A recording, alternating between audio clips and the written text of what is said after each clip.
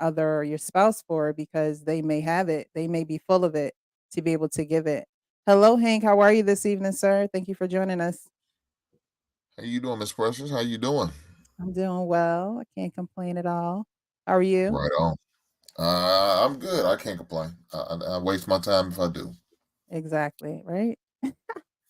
Alrighty, so you're coming in at just the right time. We're right at the beginning. We're talking about our definitions of love so far. Mr. He said it's consideration. Our pain has said it's replenishment as well as recognition. We're gonna go over to the actual King Smith so we can give Hank some time to think. All right. So I think it was interesting that you asked that question. I talked about this game the last time that I was on, or not this game, but this question for couples or whatever. Mhm. And Michelle and I, we always pick cards from this and read it out during the live stream. And one of the questions that we had today was, Woo! at what point did you first learn love, or what person or event taught you about love? Stop And it, because that's one of my questions. well, it was hard for me to answer the question because I had to think about growing up, like, where did I first get my first thoughts of love from, and figure out how to define my definition from it. So while I heard the First Corinthians version from church, Mhm. that was the definition that I grew up hearing. But what stuck to me was, love is the affection that you show towards somebody that you're romantically involved in, on the romantic front, because this is what we're talking about Let's get here, it like, not on. the not the family front or your brothers and things like that, but somebody that I'm attracted to. It's the affection that we show towards one another. So that was how I thought about my definition of love growing up. Bow chicka wow wow. Can't like, look, I ain't talking about my brother or my sister. Okay, this is a different type of love over here. I feel you on that. I feel you on that. How about you, Hank? What's your definition of love? Man, I I try to kind of explain that to my lady, how men love differently Mhm. from women, and to what how I show I love is through my actions, right? And so the definition of love is someone's actions, how they the respect, the the appreciation, uh, you being honest with me. That's showing me you love me. Mhm. So I an can get honest down with person, that. somebody who's respectful to me, it is my what I consider my definition of love of with their actions. I can get down with that. Their actions definitely will speak louder than their words.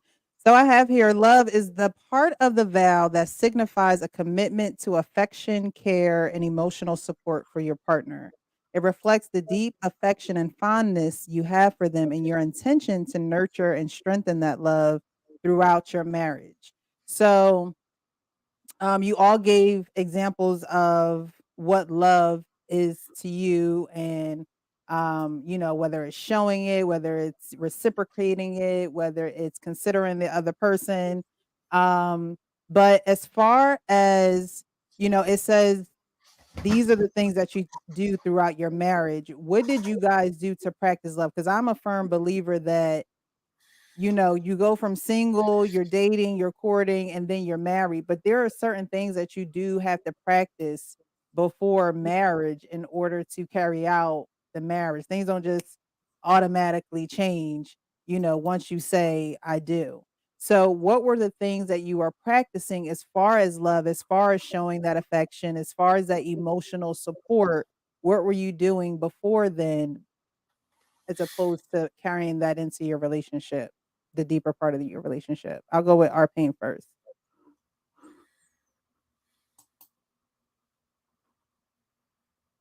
Uh-oh, I think you're on mute, our pain. I'm glad I was mumbling and stumbling too, so I'm glad nobody heard me. So let's kind of repeat a little bit of what you said there, because I want to get the So Yes. before you married your wife, what levels of love, what levels of affection did you display or emotional support that made her feel safe to say, "You know what? He loves me." Not Or, much. what were you doing to show your love towards her before you guys got married? I think this might even sound strange. I cultivated a relationship with her parents. Okay. Um, yeah, that's pretty much. I mean, I was over our house all the time. Man, she was still living at home. And there Mhm. was plenty of times if she had something to do, I was talking to her mother, I was talking to her father. We used to hang, me and her father used to talk all the time. I mean, all the time. Now, he passed away too soon, and that made me real sad because he was Mhm. somebody. Because he was one of those black men who migrated out from the South in that great migration from the South to the North. He led his family out of the South. He had a lot of stories. They wrote books about those people who did that. You know, so Mhm. it was great talking to the guy. You know, so like I said, I mean, I told you when I asked him, to get permission to marry his daughter. But that was one of the first things. She was in my mind. I said, "This girl, I can't let get away." Right, and not so much to her, because we hung out, we were courting. We went right from just meeting to courting, not like Wow. dating or anything. But Yeah, it was did her all that. parents. Yeah, I met her parents, and I said, you know what? And then I got her to meet my guardian, my aunt, and stuff, and that was it. All she wrote. That started everything. So it sounds like you did what Hank was talking about, and you showed through it your actions showed her that you loved her because you got closer to her family, which probably was security for her, as well as for you because you want to be good with the dad. Shoot, I mean, if anybody, you want to be in there good with the dad. I mean, of course, you don't really care if the parents like you or not, but for the betterment of the for No, but the I did. betterment of the relationship. But You I hear. you But I did think I did care. I Right, did. right, that's what I'm saying, you did care. There are some people who don't care, like, I I don't know. care if my spouse, but, Right. especially from a man meeting the woman's family, that does show a sense of security. My dad likes him, my dad, Oh, thinks he's a good man for me, you know what I mean? So, I think in that sense, you definitely showed your actions. I'll go down to Hank. Hank, what did you do to show your love, prior to marriage or prior to, getting remarried? Oh man, just certain questions and tests that I definitely made sure I put her through. Um, I, I talked about before. I keep like $1,000 worth of ones in my home just in case, and so I intentionally pull it out in front of her and recount every last dollar bill in front of her just to see how she's going to respond or take it, or if it comes up missing or situations like that, Missing. stuff like that. I would share certain vulnerable things that I went through in my life that I already dealt with, already addressed, but just to see how she responds to it, how she would take it, and would it be thrown in my face as soon as the first time we get into a disagreement or to some type of argument. Mhm, Little stuff like that, I would do, you know, and how she would take the words of advice, um, even though we're not married yet, but she would still be willing to listen and follow the advice that I had to share with her. So that really, uh, it really won me over because I'm the type person. It's hard for me to trust you right off the bat because I was I'll gonna sit back and say watch trust. and Mhm, I'll examine and I'll pay attention, and then once I feel like you're deemed worthy enough, then I'll start to open up and talk to you. I'm not gonna just sit there off the back and just come start a conversation. That's not my. That's just not me. mhm. I want to see what I'm dealing with. Yeah, trust is a huge factor, so I can see why, you build that. And like you said, men love differently, right? They want to know that they can trust their woman. That's a big one. You got to have my last name. Can I trust you? Okay. All right, Mr. He said, how about you? What levels of love or displays of affection did you show Mrs. Harris before you put a ring on it? That's a great question. I just kind of jumped over the hurdles that were presented. Most specifically were the men in her life. Now that I think about it and reflect, her brothers, popular in Queens and lived a certain lifestyle. Large men, 6'3", 6'4", two and change. So they had a certain cachet, and it was like stay away from my sister, and a lot of men would adhere to that, but Mhm. not not me. Um, Her stepdad, he had a certain perception of me, and I had to fight through that. And her dad, helping her uh reconciliate with her dad, Mhm. kind of helping her see it from his side, seeing that he was an amazing guy. He just, didn't have money. And in America's eyes, if you don't have money, then you can't be a good father. So, you know, he didn't come around. So helping her see the forest through the trees, so to speak, in that she really seen that, I was down for her, and I wasn't going nowhere. So, Mhm. you know, to have the life that she had where the men were a little temporary, not there for not to their what they wanted to do, but what they Mhm. had to do. So, Mhm. seeing that I was permanent, that I told her that I stand on that I was doing everything, in my power to show her that. I think that kind of showed her like, yeah, this guy really loves me, and it was real. So that definitely that huge emotional support. She said all I wanted was his time and presence, right? I always say you shouldn't go into something trying to change anybody. I'm not here to change you. I'm here to accept you for who you are as you come, right? So to see all I wanted was his time and presence meant you didn't have to have anything else. And anything else that came extra was a bonus for us, not just for me, but for us. So thank you for that.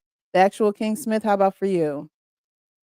What displays of love or affection was there before um, being serious in a relationship, or even if you want to talk about the past relationship?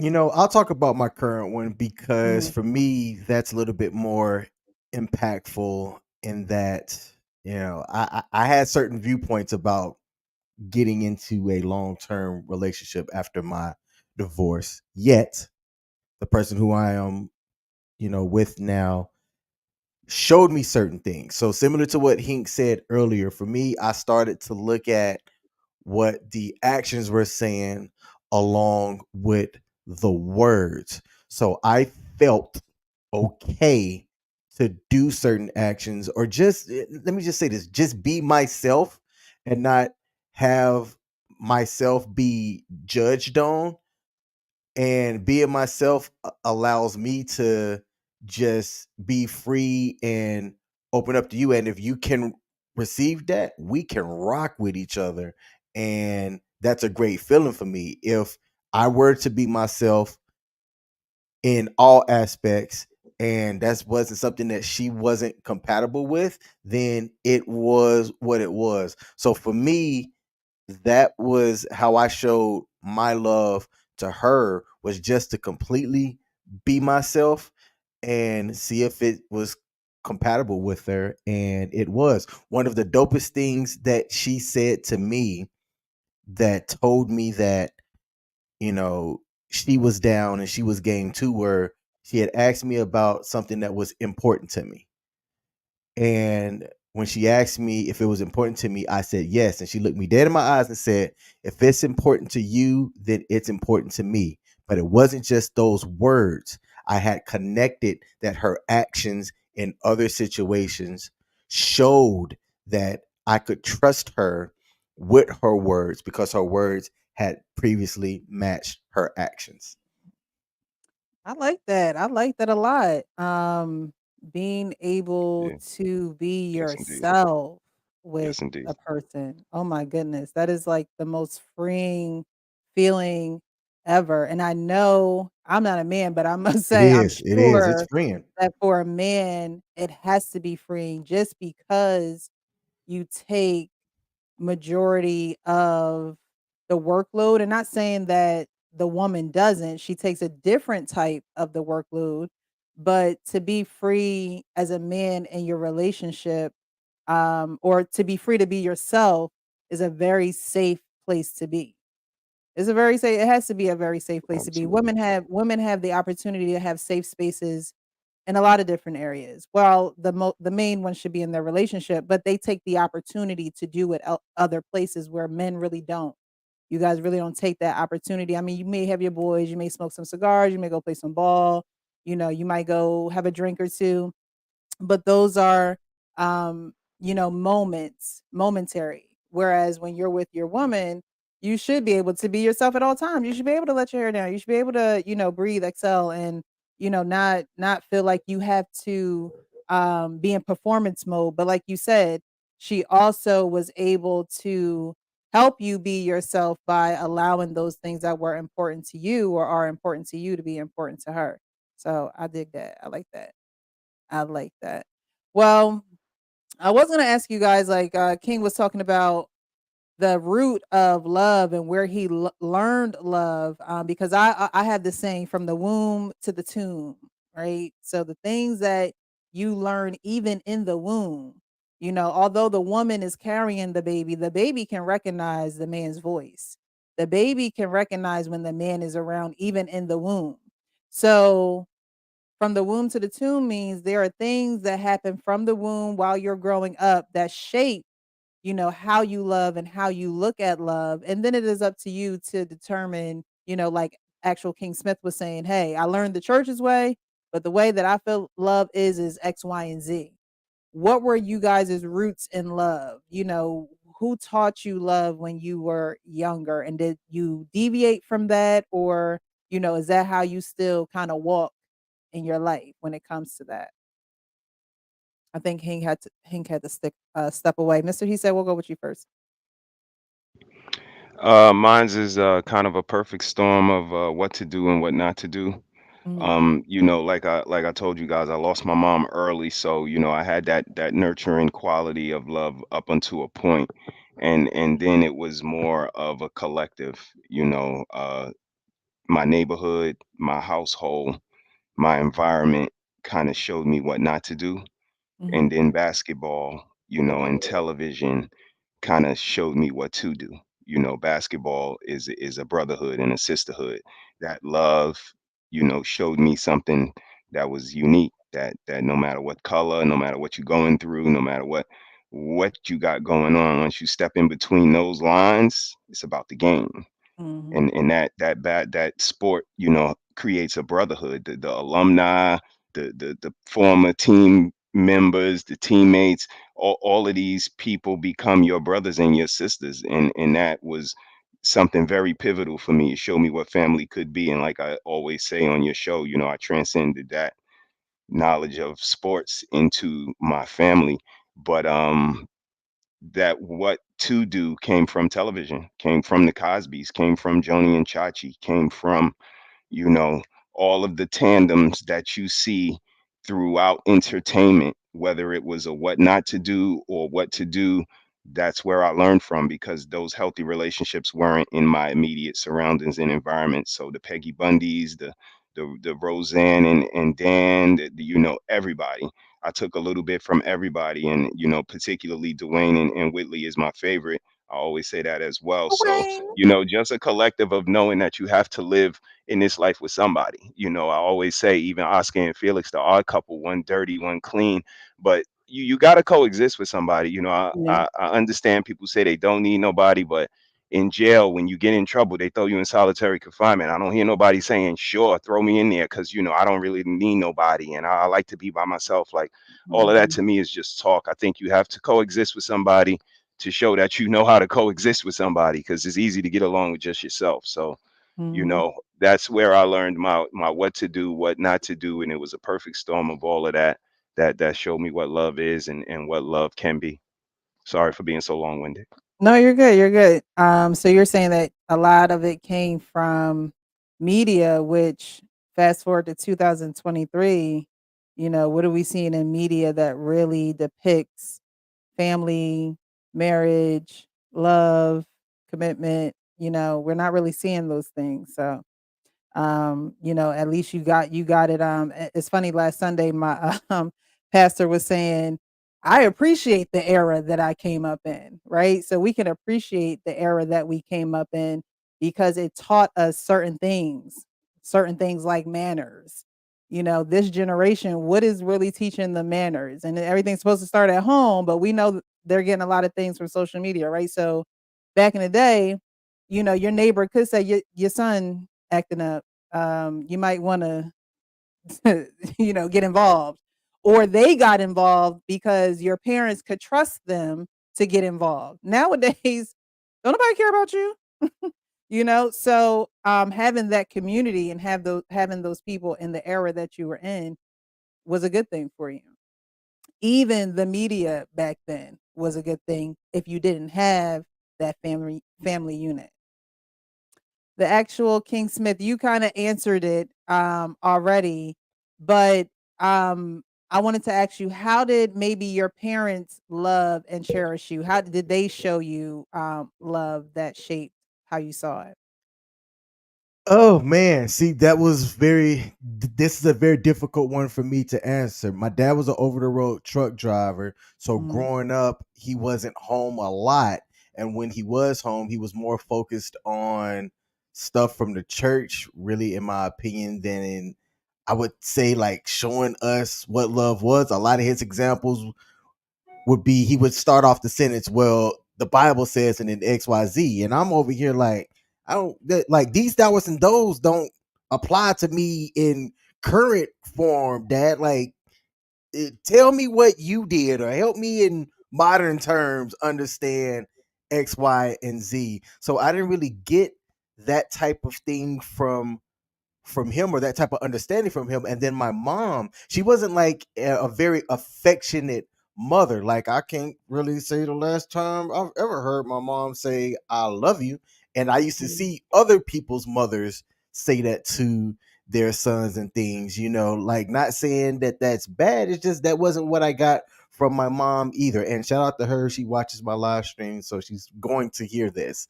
Hey, mom. But I didn't really get that type of example from my parents. And my uncles would, they'd be like, "Hey, nephew, you have any girls coming around sniffing?" You know what I'm saying? Like, they would kind of say stuff like that. So then they would come, with a little bit of uncle advice, Mhm. so to speak, but it was more about the physical aspect and sexuality type stuff than like really romance or anything like that. So similar to Mr. He said, I kind of formed a lot of the stuff that I felt resonated with me by what I saw from TV shows. Mm. Um. So Hmm. people that grow up in the church, I grew up in the church, and one thing that is difficult for those who grow up in the church is you are conflicted with doing it the way that they tell you and being who you are and doing it the way that they tell you. And sometimes that can really hurt people because you're not really, you're not learning how to be your authentic self. You're learning how to be like a religious robot. And, honestly, God wants you to come as your authentic self, as messed up as you are, as whatever you think, questions that you have. It's not taught that way. It's not taught that you can just be you in all of your, mess and it's still okay. Like, it's still all right. You know why? Because then when you go to communicate with other people, you feel like you can't be the real you. And that's what I actually talk about in my Patreon, being the real you. Because a lot of people grow up with that church background. And a lot of people have church hurt, and a lot of people walk away from the church because it's like, well, you doing X, Y, and Z. You ain't even living up to what is being taught. but God knows that we're not going to live up to it. He don't want us to be too good. He don't want us to be too bad. He wants us to be balanced, but he also wants us to be grounded, right? And so it's not necessarily taught that way. It's not, people are not really seeing the real people because they have this facade, and nobody is perfect, and that's what needs to be taught, and rather than you need to do it this way because if you don't, you're going to hell. Like, that's not what should be taught. Like, nobody has a heaven or hell to put anybody in. God is the ultimate judge. And so, it sucks that sometimes people's minds are warped because they may think that they are doing it in love, but they're not doing it with love, and God is love. And I read the definition of love. So is he ain't boasting, he don't have a big head, he don't yes, God didn't say that. That's the that's the series that we're in church. So she must go to the same church as me, change church. Because you're right, God didn't say that. There's a lot of things that Christians will put on you that God didn't say. So you do need somebody that is willing to walk with you and be real with you on those things. So you don't feel so convicted about being imperfect. Hey, I just Precious. wanted to share that. I actually have an additional question as well. Are you going to get into like what people are seeing now? Because a lot of us here are, I'm assuming, older than 30. But I think what's Mhm. also being seen out there from the younger generation, to include even people my age, man, I think that there's a wildly different definition of what love is, and I'm kind of curious if we're gonna get We are. into that. There's a question that I was going to ask Okay. about modern times. I will hold Um, my comments for that then. um, I think Hank had to step away. I don't think he's back. Oh, he is back. Okay. Um, so pretty much the examples of love that you got as a child. How did you learn love, Hank? If you're there. Hmm. He said he was back in the back channel, but he ain't came off that mute button yet. All right, no worries. Arpain, Oh did you no, go? what was that question for? I didn't know if it was a question for me. I'm sorry. Oh, it's okay. We're talking about pretty much from the womb to the tomb and how we learn love at an early age. Okay. And it usually starts in the home. So Hmm. So so what? a more direct question is, how did your parents love and cherish you? Well, I didn't feel that from my parents, unfortunately. Um, Mhm, I felt that from my grandparents. My uncle, by how they poured into me, how they make sure I was well taken care of mentally as well as physically. So that's why I felt the most love at in my mhm. adolescence, Okay. unfortunately. Well, not unfortunately. I mean, at least you learned it, right? Well, But that's the it most does. important thing. Yes, yes. Yeah, it does speak volumes. Now 3 out of the 4 guys we haven't gotten to our pain, but it Yes. wasn't necessarily something that was done in your immediate home or with your immediate family. So that does, says a lot. But there are people who have been in their immediate home and family, where they may have had both parents and may not have felt the love that they needed. They may have gotten love, but they may have not been the love that they actually needed. So at least, you got it from somewhere. Arpain, how about for you? How did your parents love and cherish you? Well, like I said, when I was, my mother was sick for most of my childhood. Mhm. Maybe for a good, she passed away. I was 8, so I moved in. She was very good friends with my aunt, Mhm. my aunt on the paternal side. So she became our guardian.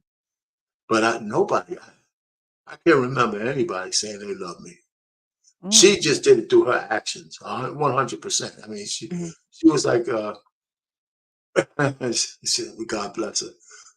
She was the ultimate curmudgeon. I swear. I mean, if they had the word, her face would be right there. Mhm. She came home and all the laughter stopped, everything. Mm. You know, but only it was all love though. She just bit with you. Is your homework done?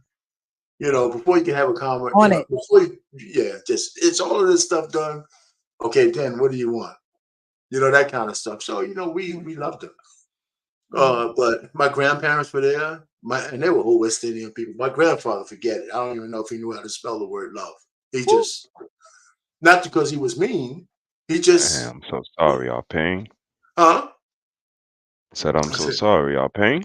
no. What I'm saying it sounds bad though, because you knew him and my grandmother were tight forever, right? He married her back in the early 1900s. She had a kid. He was the ultimate stepdad. Nobody was stepmom, you know.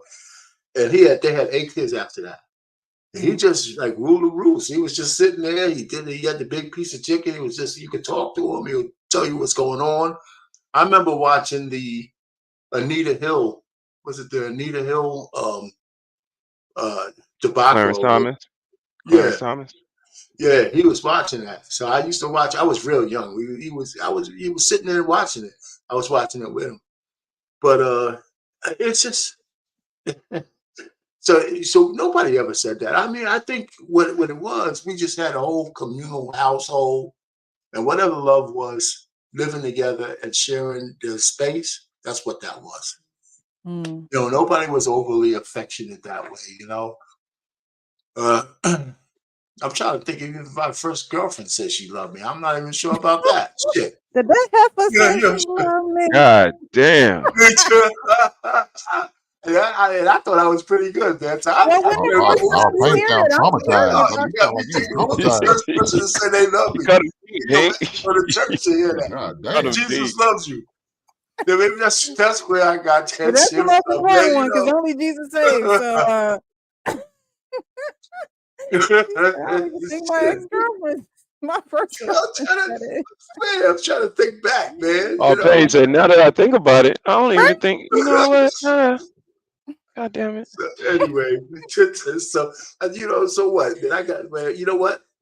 I ain't hate nobody. I ain't hating nobody. It's just the way it is, you know. And my wife loves me, and I I know got that's to, right. yeah, that's about it. I'm gonna get into some of these super chat. I mean, into some of these highlighted comments, and then we're gonna go into the next video because going to what actual King Smith said as far as today, um, and how this man is speaking. Are there men speaking like this today? But first, we're gonna get to Tarika, where she says, "My definition of love, sacrifice, sacred, and unconditional, and determination." Hmm. Black Lexicon says love doesn't have to be inverted, defined, understood, or justified because love is God. Pause You right there. Pause right yes, there. I was yes. hoping that you brought that one up. Uh, that's tricky to me to say that. Says love doesn't have to be invented, defined, or understood or justified because love is God. I would really love for Black Lexicon, who's provided some excellent comments, to go a little bit more into that because to say that love doesn't have to be defined, how do you know what you're seeking if you don't have a definition of it? Is the first thought that I had when I read that. So Black Lexicon, if you want to go a little bit more into that, please put it down in the comment section. I would love to try to understand Yeah, fully what you mean with that. indeed. That's the first thing Yeah. that popped in my head is how do I know what it looked like? If I can't define it or understand it, then how do I know what it looks like? Especially a healthy love. You know what I mean? Because that's what I was alluding to, that I really didn't have examples of reciprocation, of love language, of all of the things that we know now in our sophistication. Back, 20, 30 years ago, these things wasn't talked about, wasn't popular consensus. It wasn't, just going around. You had to have a certain je ne sais quoi, like I said, consideration to even want to make a mixtape and put together the right songs to say what you're trying to say, like to please a woman.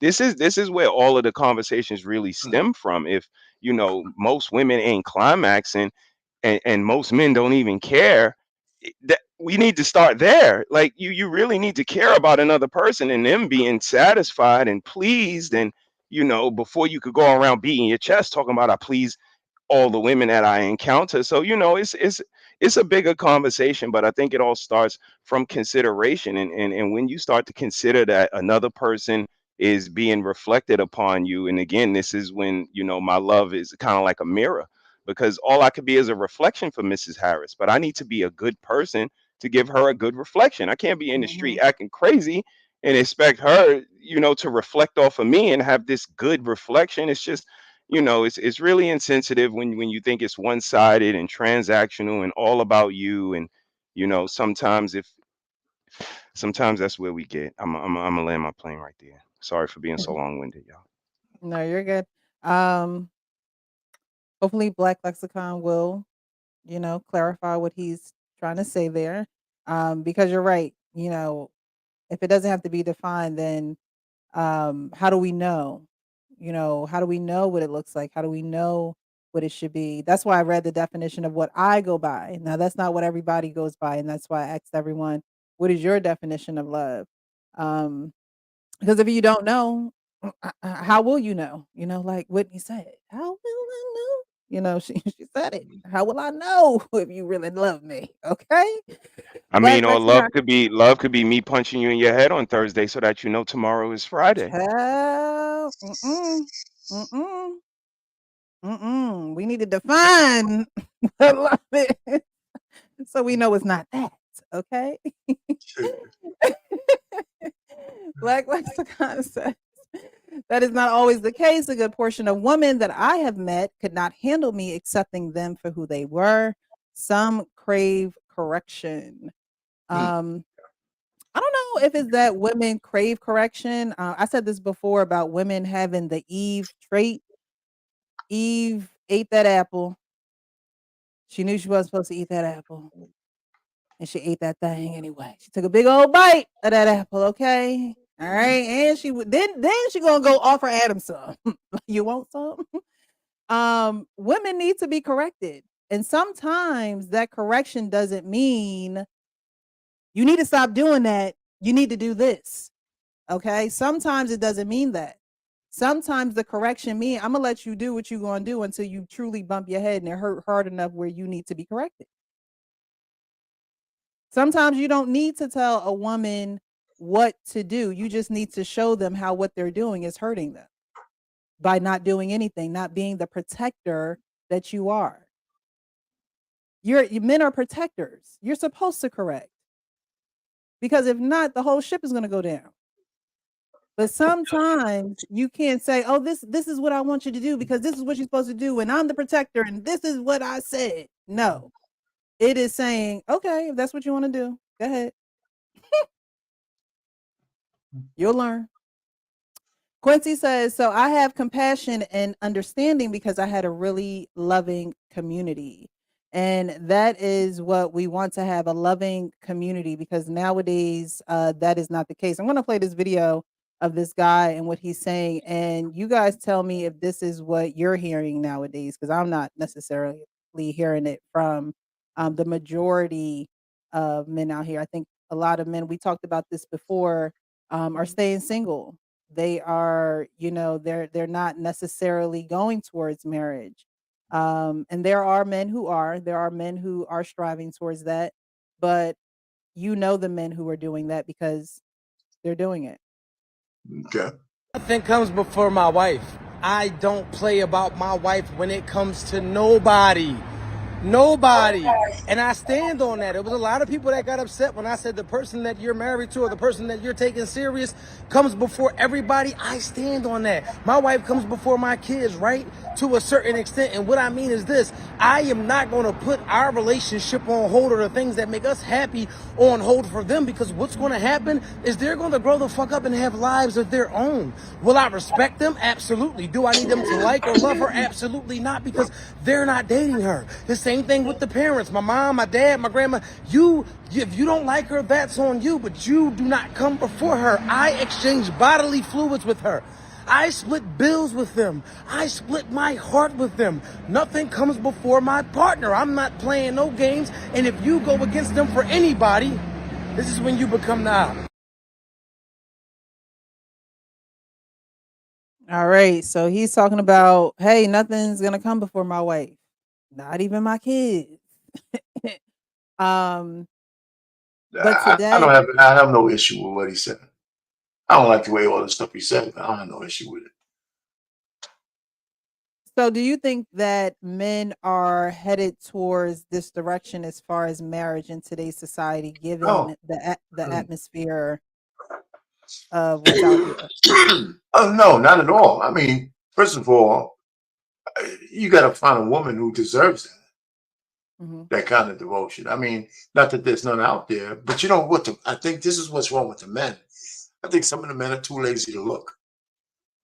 They got used to this dating app thing and they want to swipe and all this kind of stuff. Hmm. Back in my day, I had to get my ugly ass out there and get rejected. Okay. Those guys don't know how to do that. That was my point, Dang, T. dang. Harpain, that was my point. So you think they're too You agree lazy that to our look? paint ugly? God damn, No, King, keep no, Oh going, my my man. bad. god! No, no, God my bad. damn. No, not that. God damn. Shit. You did No, jump pretty fast today. He didn't say, yeah, that's it. no, I got I too don't know crunk how at the you did wrong it, brother. point. I Jesus got too Christ. crunk at the King, how wrong you miss point. that, man? You was kind of fast on the trigger there. Did you? Uh, no, hey, God. Woo! Woo! it's way too easy to reach in my pocketbook and buy conditional love for a couple of hours. It's way too Mm. easy. And I think that the marketplace has made it so that guys are going, man, I can just go with the current market rate of, you know, of XYZ and trick off, right? Get whatever it is that they need temporarily. And if you do that enough times, I don't see how you can come to a point to where you then go, all right, I've done tricked off enough. I want to settle down and get married. Like I hate the term settle down. I want to get married. And I think that we're seeing a lot more of women being comfortable and okay getting their bills paid, getting flued out, having all this stuff done by multiple men. That guys are just simply going, "Psh, I don't need to get married. The going rate is $350 for 2 hours. I'll go with that." Didn't it used to be $40? God Wasn't it? damn. I thought it was 20 in Wasn't the it? front and Hey, 40 in the Wasn't back. it? I thought it whole was $40. What wholeflation, happened? wholeflation is real in these Why streets. Hey, Jesus. so here's the real And thing. I mean, you got evidence, and right? and You got people evidence. don't want to talk about it, but when you have sites like Seeking Arrangements where it's not that hard for anybody over the age of 18 to put themselves on a marketplace to be rented, essentially, guys are temporarily renting love, but people don't want to talk about that. So You y'all know, up here, y'all you got a talking lot of about it. guys in red pill Y'all rage. did you name a site, King? Is that illegal? My bad. He up there, King up there telling on himself, I ain't he? know what, but what Burning down the Carter. Shit. okay, so our page says it's laziness. Actual Smith said, hey, the convenience is just, it's too appetizing. And marriage is not really appetizing. It's not looking appetizing out here. Is that what you guys think, Mr. He said? What do you think? As far as men going towards the road of marriage and loving and cherishing a wife. Yeah, I'm gonna have to step in King's role this week and play the role of, you know, um men are logical thinkers, Presh, and right now it's not a logical move. It's just Mm, not advantageous in this time where it's transactional. Everybody's looking for what they can be done for them. It's just not the most opportune time. You're not going to find someone organically, looking for those intangibles. If you do, hold on to him or her, because they are a rare breed. I said 2 years ago that it's just people are just not of a good quality nowadays. Celebrities, regular people, everybody. There's not a lot of mature minds. There's not a lot of old souls. There's not a lot of outside the box thinkers. There's no visionaries. Mm. It's just, it's really not an opportune time to hitch your train onto somebody and then them wake up one morning not happy and leave you, take most of your finances, most of your happiness, most of your legacy, and leave, and then dictate the relationship afterwards. So it's really, if you weigh the scales, and I'm a married man, but again, it was a different time, you know what I mean? And we had different conversations, and we look at ourselves as a different type of person. But right now in 2023, with Booty Hole Brown.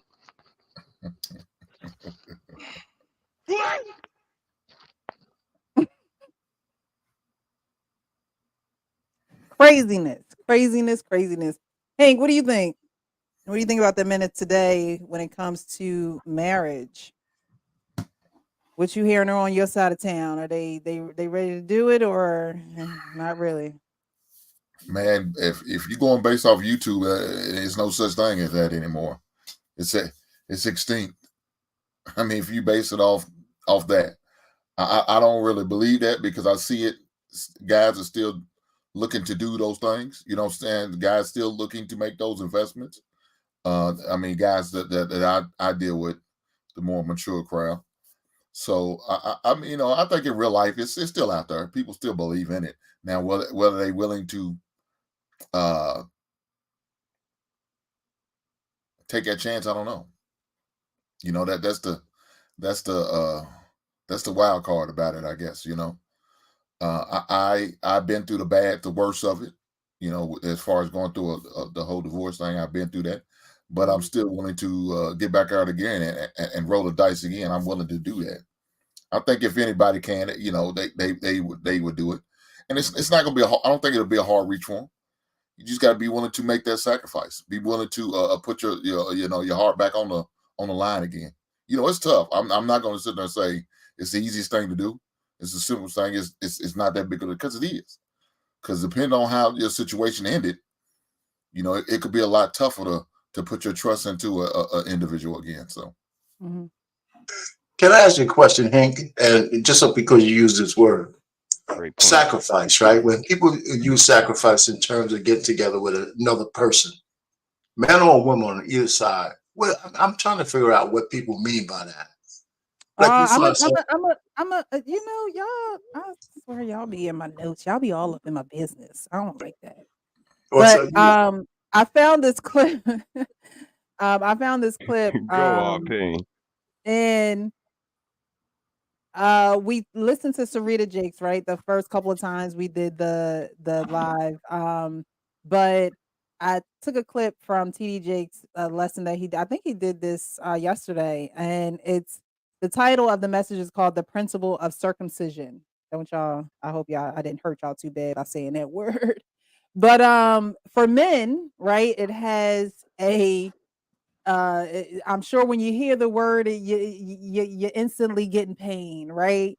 So he talked about it from a lot of different angles, but the principle of circumcision is cutting away, is shedding, right? So he said this.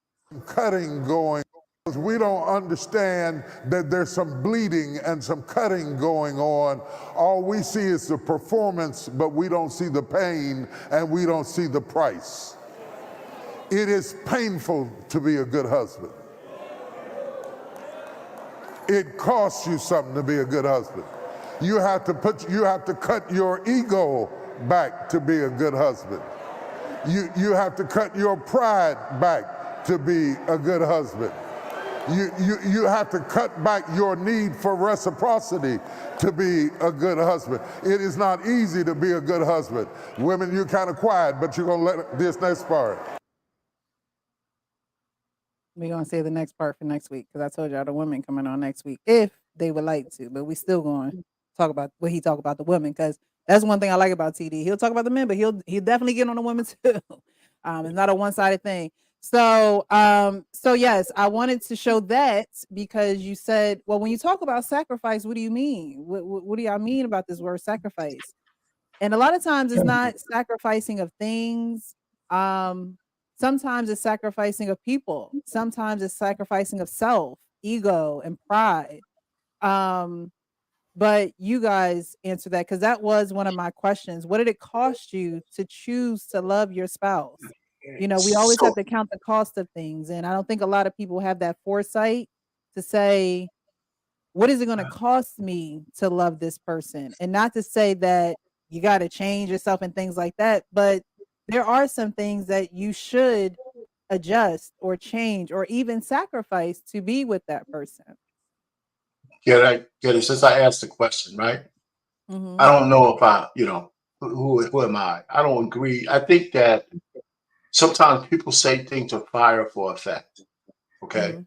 I think TD Jake said what he had to say because a lot of men look at their relationship and they need to hear somebody say something like that. But I Mhm. don't agree with what he said. I Okay. don't agree that anything I've done to be with my wife is a sacrifice. The only thing I can think of, and I think about this not a lot when in these spaces, is that I can't bang nobody else. That's the only Well, thing. that is a sacrifice. No, it's not. No, it is not. It's not a sacrifice not to be able to sleep around. That's not a sacrifice. Well, no, you Well, no, gave no. So up wait, your hold on. Let me freedom. explain a little bit. I had a little bit of dating life before I met my wife. Okay, so I have a little bit of stuff, but it's really not a sacrifice not to go cultivate sexual relationships with other women. Mhm. At least not for me. Okay, Mhm. and I think it's a choice, but I don't. Where's the sacrifice? What happens to a person if they dedicate their sexual life to one being? Do they become less of a person? I mean, what do you lose if you sacrifice something? You got to tell me what you gain and what you lose by not doing it. And nobody can give me a good answer on that one. The only thing you can't do is have sex with more people. That's me. Can I travel? Yeah. Can I get education? Yeah. Can I make more money and save more money? Yeah. Mhm. Yeah, I mean, I could do all kinds of stuff. I mean, what can I paint? Can I be on these stupid? No, I don't want to say stupid. These YouTube streets Uh-oh. with some of the Let me panel. save you. Let me save you all pain before you run off the rails. Don't even worry about it. I got you. Um Good Good evening, sir. This might Hello. be evening, risky. brother. Good evening, brother. Might Be be risky. risky. Hello. Welcome to the So Real Precious. Indeed. How are you? Mhm. I'm well, thank you. Hmm. Go ahead, Mr. He said. Okay. Um, I'm gonna jump in on pain. The sacrifice, in my opinion, for me was everything. Everything. My individualism to an extent, and again, all of these sacrifices are to an extent, of course, because realistically, I was going into a union with somebody else. But my individualism, I had to sacrifice it. Me being this individual thinker, spending all of my resources on me, not considering anybody else, that had to die. The ego, the confidence, the bravado, the machismo, the cadence, the confidence, all of those things had to die because another person had to be considered. I can't come off to her the way I come off to everybody else because she's not everybody else. Can't speak to her the way I speak to everybody else. She's not everybody else. Can't use the words that I use for everybody else, so on and so forth. So, to land my plane, I put it like the Joker put it to Batman, or Pain. He told him at one time, you'll never be like me because you're not willing to do what I'm willing to do. I'm willing to sacrifice something that you're never willing to do. So you're never going to be able to make it to the point that I am, because he was willing to delete. And that's what you have to be as a husband and be willing to do as a husband. You have to be willing to delete that individual, delete that juvenile, delete that selfish thinking, delete that only me mindset, delete that living for today mindset, delete that tomorrow might never come mindset. Delete that "I'll die for you" mindset. No, who are you willing to live for? Who are you willing to make corrections for? To do the right thing for? To consider? Because again, we all can stick our chests out and say, "I'm willing to die for mines," and you're just going to be a martyr. But not a lot of us are willing to say, "You know what? Let me think about my family. Let me think about my decision. Let me think about how I'm moving right now. And maybe I can de escalate this conversation. Maybe we don't need to talk about this subject right now, guys. Can we change the subject? Because I have a family. What we talking about right now might reflect on my family." So, these are the things that I sacrifice. Even when I sit in these boxes, it's a lot of stuff I'd like to say. But my Right. daughter gonna Okay. click record, play on one of these streams one day, and there's some things that I don't want. It's a sacrifice, and Mhm. you might not agree with me, our pain, but it's more than just jumping up and down on some broad. We all know we can do that, man. Like No, that's you know where the what? I don't discipline comes disagree with in. what you said. I think I'm glad. I'm glad you said that. Gave me a little bit My more brother, perspective. my brother. I'm still, but whether I call what you just said a real sacrifice, I can understand your perspective about that. But so, give me some food for thought. I appreciate it. Our pain, everybody can't come out a good man out the womb. And when I say that, I don't mean that men aren't good men, but there are some men who do need to shed certain behaviors, certain attitudes, certain mindsets in order to be good husbands, right? Like I said before, it don't start just in a marriage. It's something that you have to have a mindset of before you even say I do, because once you say I do, you're stuck with that person and what they come with. And so if they don't come with a renewed mind, you can't expect one just because you said I do. So this might be risky.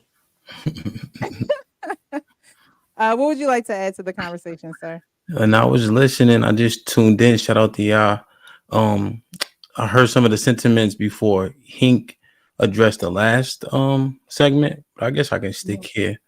I don't think people change. I think they mask. I think people learn how to control certain attributes that are about them, but largely people stay consistent. You just got to control yourself. You Mhm. know, when the brother Mister he says talking about sacrifice, I just hear manhood in that.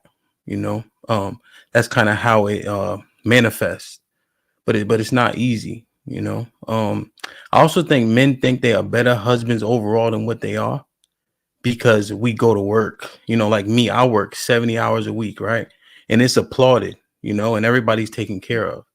But I'm not that sentimental, like I'm not that romantic. I'm not that like soft at all, ever almost. Right. And so I can tout myself, right? Because I bring in money. We have a lot of things, right? And so from the outside looking in, it looks like I'm doing a good job. And men will stand on that. But I think TD, and I don't really follow him, but I think I agree with a lot of his sentiments where you got to get in tune with her. And then when you in tune with her, you think you are, get in tune even more. Because that's when you just kind of hitting the surface. So Thank you. I appreciate you for being hot. We like to be hot over here, honest, open, and Agree. transparent. And Well you said. did the thing. Well You said. did the no thing. doubt. Thank you. When you said hot for a second, I'm about to say pause, but you clarified. So I Oh, appreciate see? Yeah, yeah. New York City. Pause. I'm like Precious Wilding already, but nah, No, we like to be honest, open, and transparent. And like Mr. He said, sometimes that takes a sacrifice, right? Because you're being vulnerable with your feelings. But then there's times where you might want to curse somebody out on the panel. You like, you know what? Nah, let me just chill because that ain't gonna get us nowhere. It's not gonna move the conversation forward. I always say if you ain't got nothing nice to say, don't say anything at all. Hmm. um, so I appreciate you guys' perspective. Did everybody go on this one about the sacrifice? And go ahead, Hank. Yeah, I'm a let brother Payne speak for himself. As a reformed man whore, such Ooh, as myself, to make a sacrifice of not knocking down external cheeks that's other than my lady is a tough task. Temptation is out there. Opportunity is out there. You just got to make sure you're able to, like my man have said, control yourself, turn it away, turn it down, or move forward. Um, appreciate that someone finds you worthy enough to give up the cheeks to, but at the same time, you got to look at the big picture. Unfortunately, I failed in that area at one time during our marriage, and that's what caused me a divorce. But you live and learn, they say. So you just have to grow from there. So I had to learn to control it twice as much as I do now. So, well, yeah. Thank you, Hank, for letting us know you've been delivered. All right, and you living for the Lord now. So no, I'm reformed. Now. I'm a changed man. Amen. All right. Thank you so much. Dedicated to my children's future for the super chat of $10. They say salute to the panel and the chat, working steadily up the ladder of success.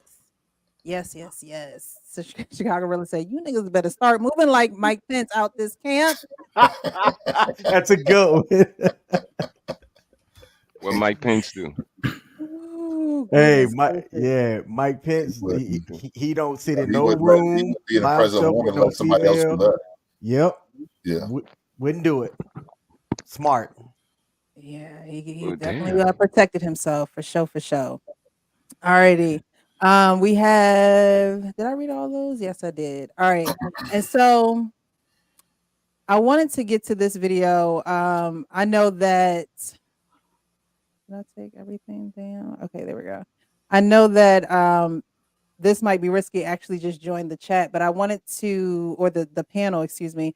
I wanted to show this video. He mentioned like not being sentimental. Was it? I don't want to use the wrong words. Yeah, I would say affectionate, maybe. Affectionate. Mhm.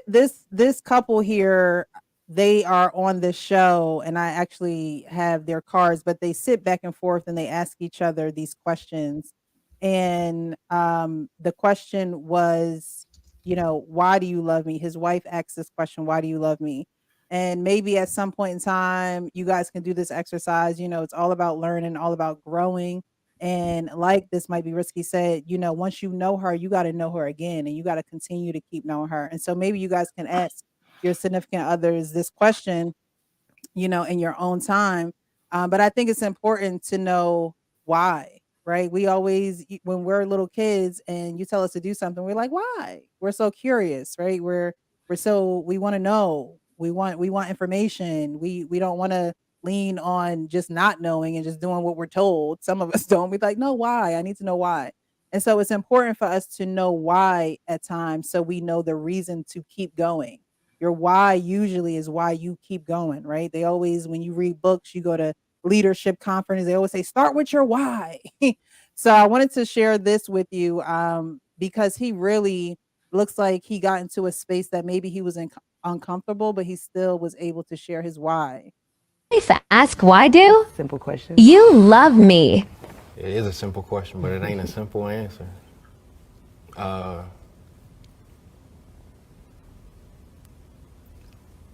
Because of how you love me. It's a very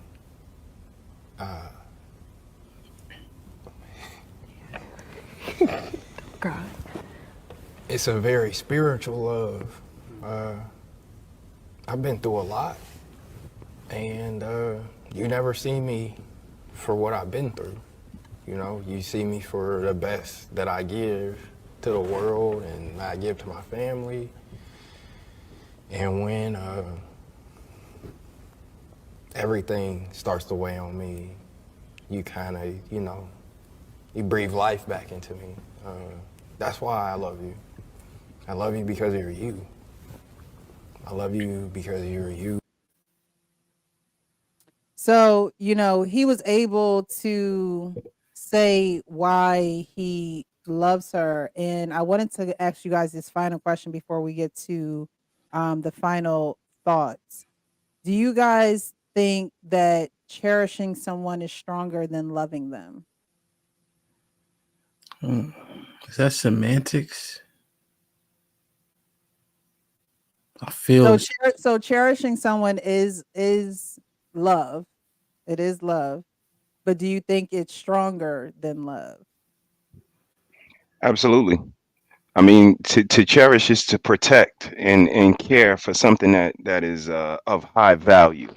So you have to deem it highly valuable, and again preserve it. You know, look at any man that loves his classic car, or any man that loves any car for that fact, that he's waxing it, he's Mhm. washing it, even when he don't need to be, even when it ain't necessary. When but men care for what they love, and if they not caring for you, you know, you could fill in the rest. But I think cherish is absolutely a little more. And just to reflect on the clip and prepare for next week.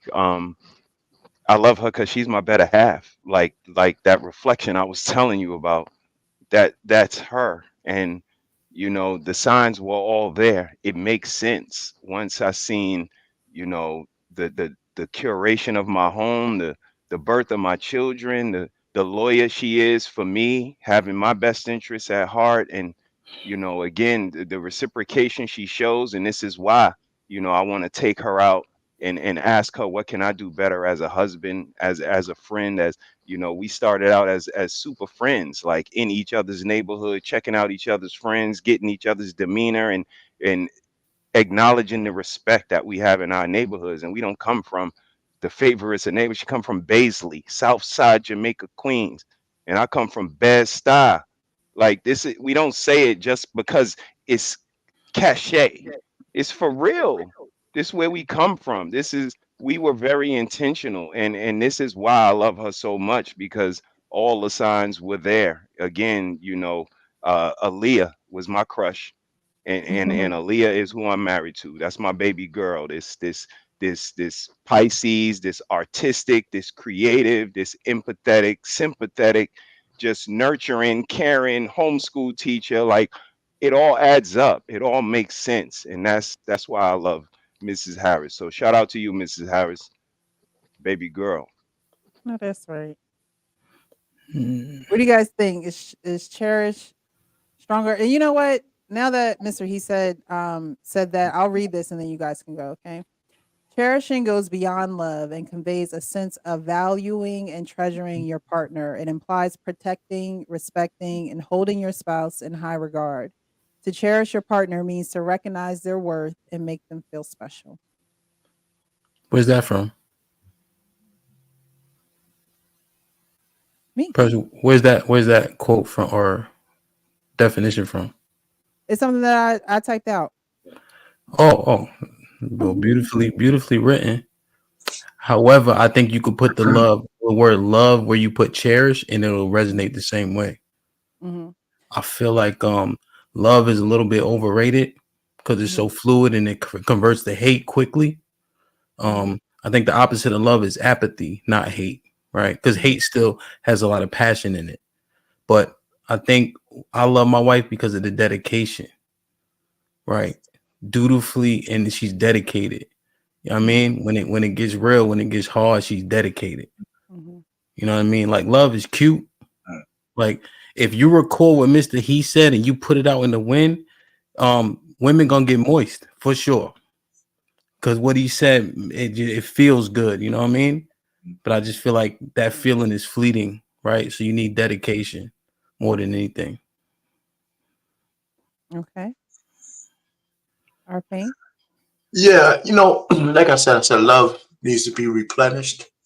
And Hmm. when I say replenished and nurtured, and I think to cherish somebody reminds you why.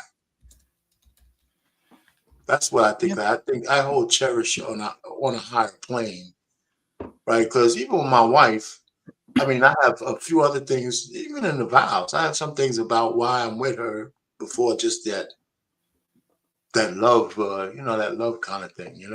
Hmm. It's important, but I just think you need to keep pouring into it, and you need to look at your spouse, your wife, or if you're a woman, your husband, and remind yourself why you're there. So if I cherish my wife for who she is and the things she does for me, the way she treat raised the kids and all that kind of stuff, it always reminds me why I loved her in the first place. So I put cherish up there high. Okay. Actual King Smith. I've been stewing on this one for a minute because I was trying to ask myself, can I cherish something without loving it, and or vice versa? Can I love something without cherishing it? And where I'm sitting at right now, and I'm gonna have to put a little bit more thought into it. I think that you can't cherish something and not love it. I think if you cherish something, you do indeed love it, but I don't think the other way works the same. I still haven't quite worked that out yet, but that's kind of where I'm sitting at right now. I can agree with you. There's sometimes you can love something without cherishing it, right? Like I can love this hoodie, but I can also, it could also be on the ground and it could stay on the ground and I love it, but I didn't pick it up. But I love this hoodie, but it's still on the ground. If I cherished it, I would hang it up. If I cherished it, I would treat it better. If I cherished it, I would keep it in good condition, right? So I think that you can love something without cherishing it. But if you cherish something, you truly love that thing or you truly love that Well, let person. me add some precious.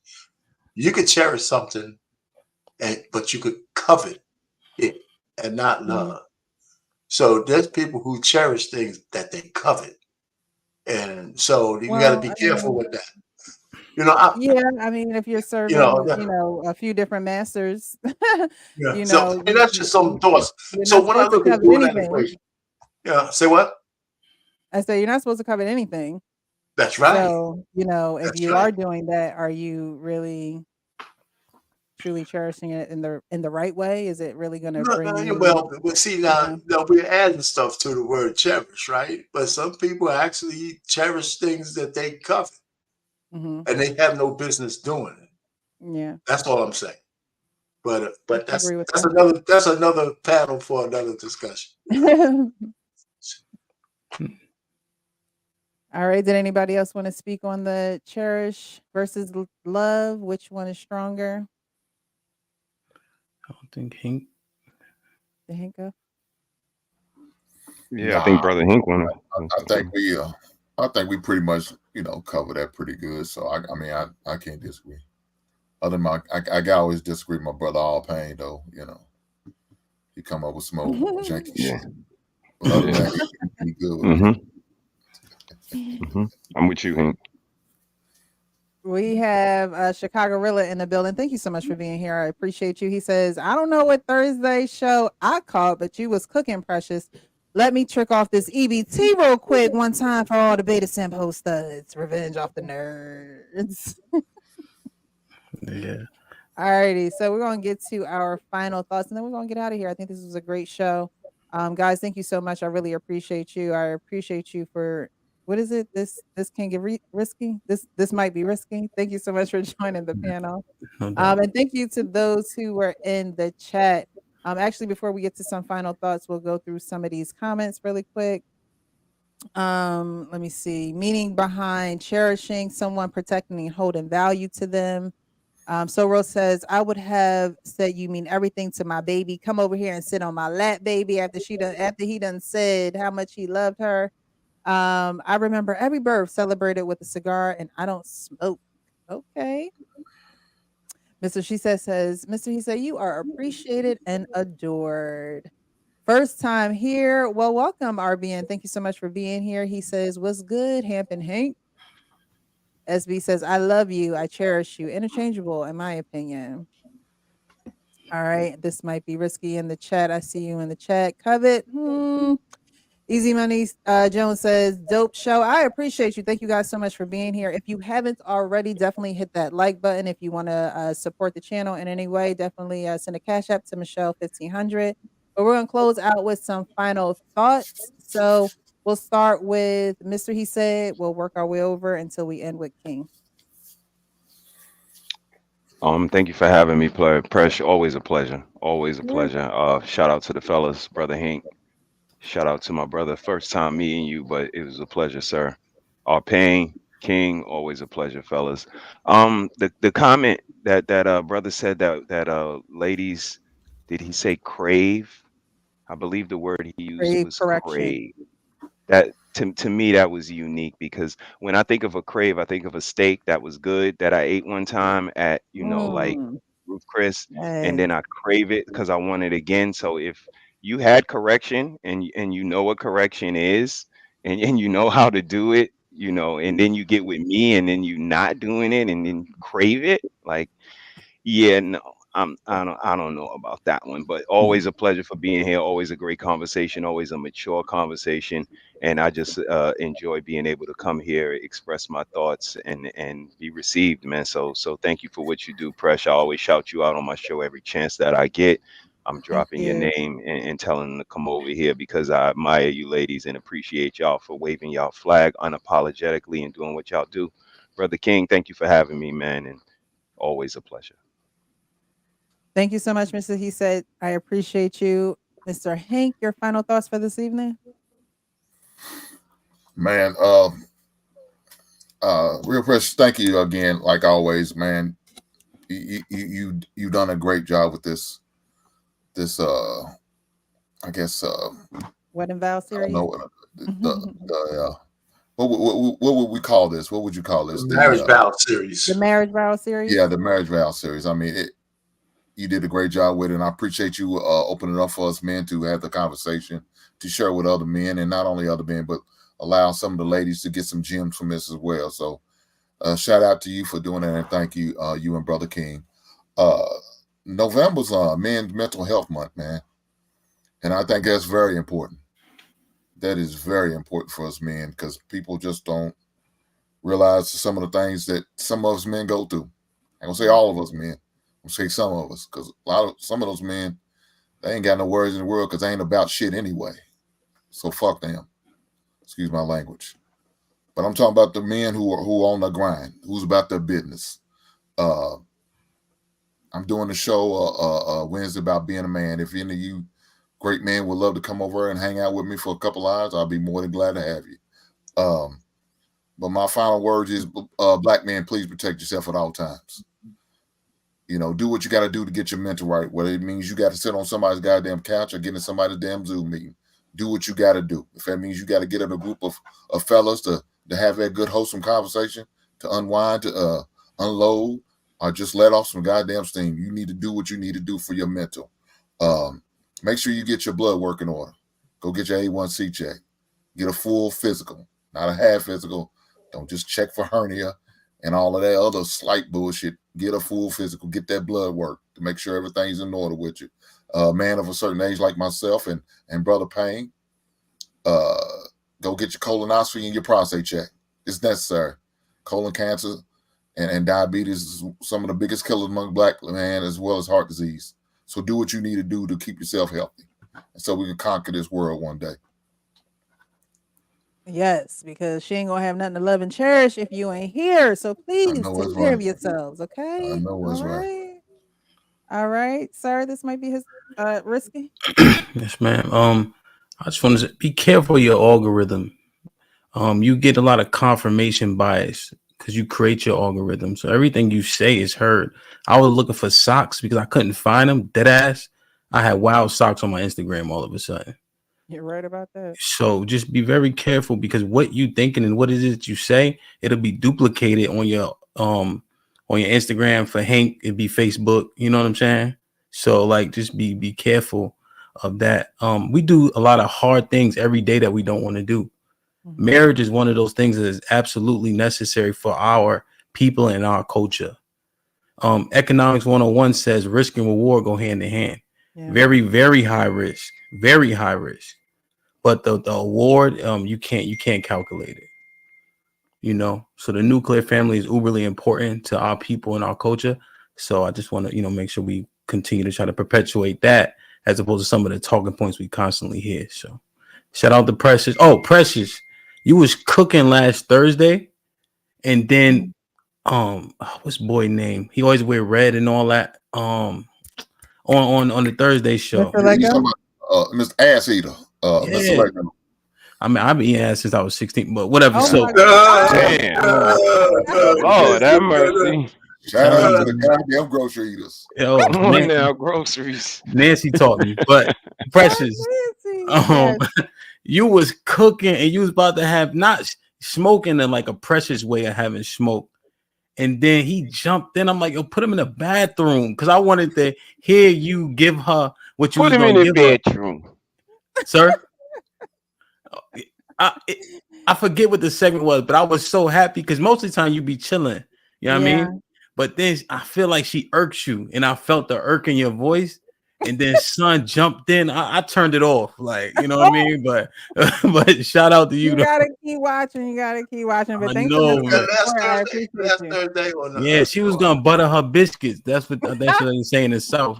So I just moved to Houston, so I'm trying to pick up some country shit. You know what I mean? I But was just trying to, give my perspective and, yeah, you know, um, I don't know, when I get on the panels, I have a very one track mind on how I see family and, things mhm, like that. And so when I hear other perspectives and opinions, I have to realize that everybody doesn't have that one track mind that I have. And there are some people who will not desire marriage, and that's okay because marriage is not for everyone. God even says it. If you don't desire to be married, don't do it because it brings on its own sets of issues. It brings on mm, its own package. You're joining lives, and so I would love, for us to be a community again. I remember the community. I remember going outside to the street lights came on, playing, mhm, and being able to be amongst neighbors, and you ain't got all this killing. Now, mind you, it happens, and everywhere you go, and things like that. But it's sure, just in a way today in today's society,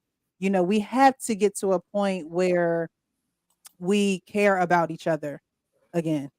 mm, And that's the stance that I come from. And some women don't see that, some women are immature, or they grow up in different areas. They don't have the fathers, to be the example. So when I go on the panels, I try to, come from that perspective. But a lot of people they already stuck in their ways. So yeah, it's unfortunate, but I just want to say out loud for the people in the back, that you always feel authentic to me. You know, mhm. feelings ain't facts, right? We don't know each other, but you always feel that way when you talking, when you up there, when you sit up straight. I'm like, her posture is amazing.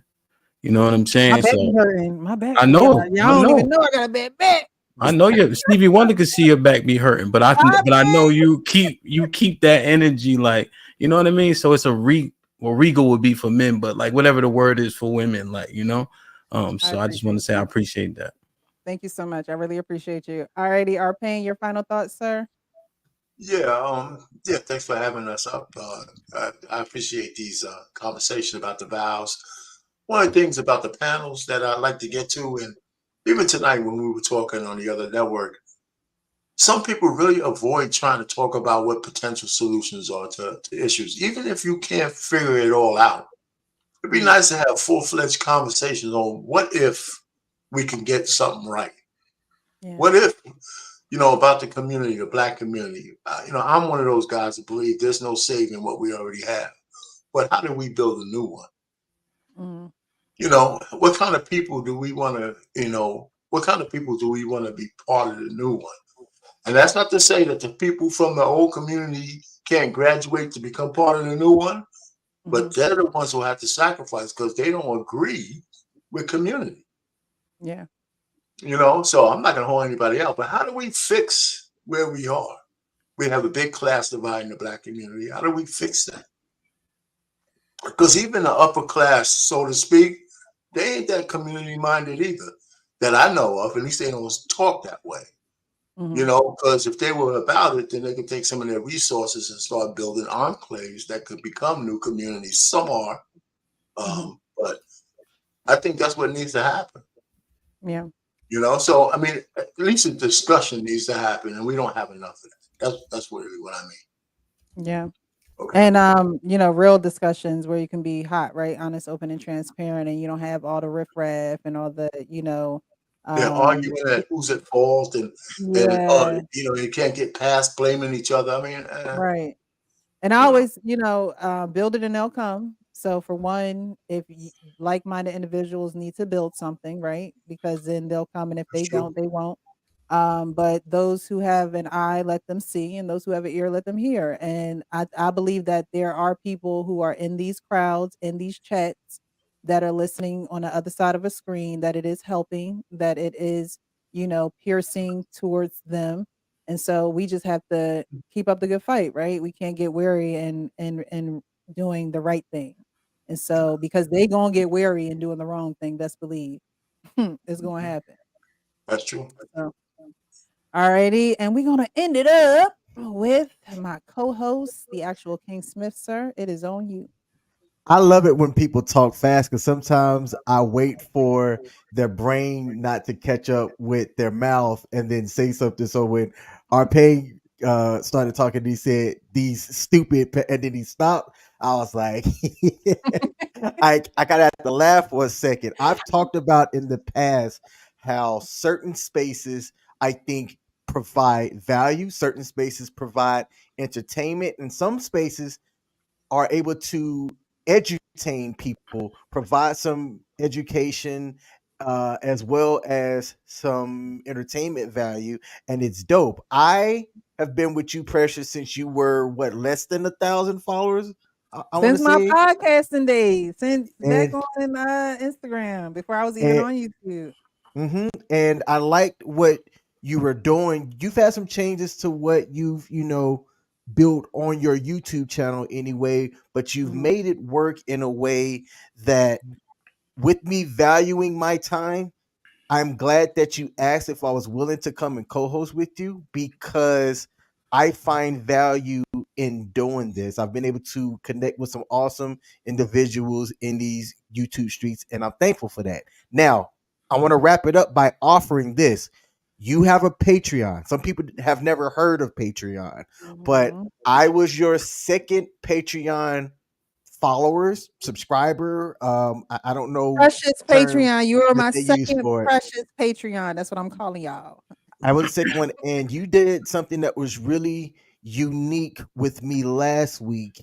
And I want to offer two people, one specifically to Tarika Smith. So, Tarika, if you're still watching, Oh, when I snap. call you tomorrow, I'm looking at sponsoring 1 month at your $25 level for Tarika if she's interested in it. If she's not, then I'm going to have two spots open. So one is for Tarika. The other one, the first person who would be interested in checking out your Patreon to shoot me an email at the actual King Smith at gmail.com. I will cash out, Venmo, whatever, you Better hurry $25 up. so that you Hurry up. can subscribe at the $25 level at least for a month and check out what the Real Precious is doing over there. Now, this is a low risk thing to whoever chooses to accept this. I'm telling you that even though I'm her co-host and I rock with Precious, I am also a Patreon member to her channel, and I think that there is value there as well. That's a little bit more than what she does here on YouTube. And I'm of the opinion that iron sharpens iron. So if anybody wants to take advantage of that, the first email that I see that says, "Hey King, I would like to take advantage of that," I will send you the money plus tax to subscribe, and you can check it out for a month by yourself. That's I all I have. appreciate that, King. Thank you so much. Thank you so much. I really do appreciate that. The Patreon is a hot community. I was telling King we did a live Q&A last week. They're going to be at the end of the month.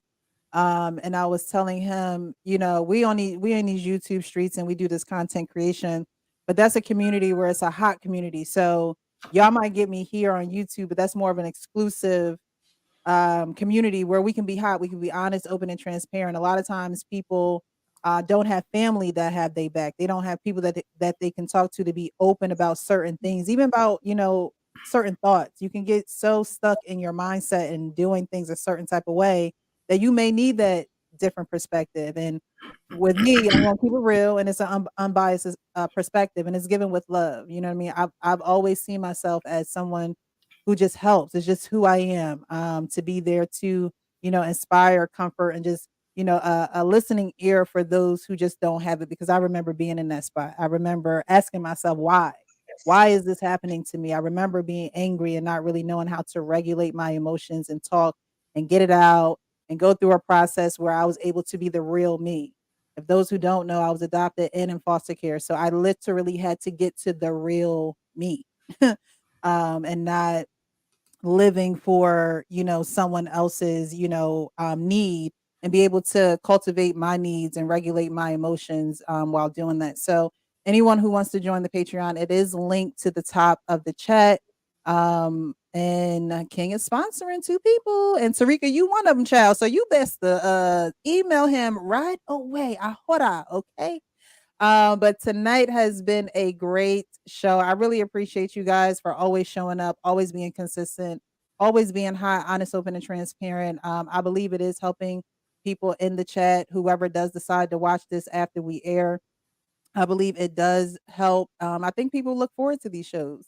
Next week is going to be the last week of the wedding vow series, and Hank mentioned about men's mental health awareness month, and so we definitely want to do some shows to highlight that.